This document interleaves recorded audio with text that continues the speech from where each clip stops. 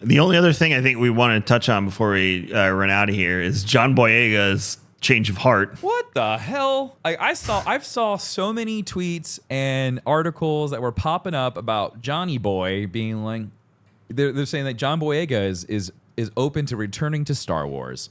Didn't he like a couple years ago just bash the franchise? He bashed it because of the fandom that harassed him and Daisy and all them. But didn't he continue to go on? And like, I feel like he just kept like going. Well, he said he would never do Star Wars. He said he will never do Star Wars again. He doubled down on the I won't ever do Star Wars again. And I think that's the part where I was like, I totally respected it. I was like, that's fine. That's okay. And I understand. But like, I wonder what happened. I wonder what happened with Lucasfilm, Disney, and everything else that made him want to come back. Is it because it's doing so well, or do you think there's been a big change of heart when it comes to the issues that John was dealing with?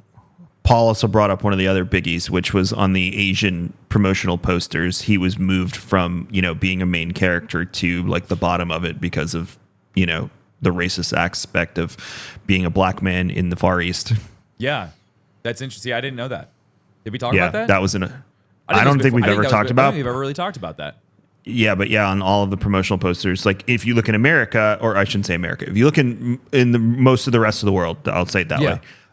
He's very prominent on all three posters. Yeah. If you look in the posters from, I think it's specifically China, but it's probably a few of the other Asian countries. Yeah. I don't think Japan or any of those countries would do this too, but he's moved to the bottom and he's like almost like one of the minor characters. And I know he took issue with that. See, now I can totally understand that. That makes sense. Yeah.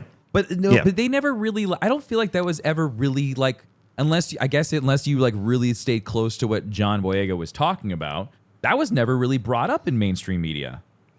I saw like he mentioned it in interviews. It wasn't ever a story. It was always John talking about it in an interview. But that was the whole thing is like, I always felt like they made it seem like John was very frustrated with the franchise because he just, of X, Y, or Z reasons. I could totally understand the fans.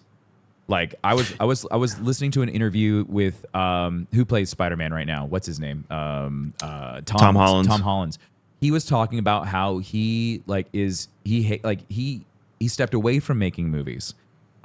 He was talking about how like just like the intense like the fans and the like expectations and stuff. Like he was hating it, and it was like, and I wonder if that also had a big play into it, because I would feel like not everyone is equipped to handle what comes out of Star Wars.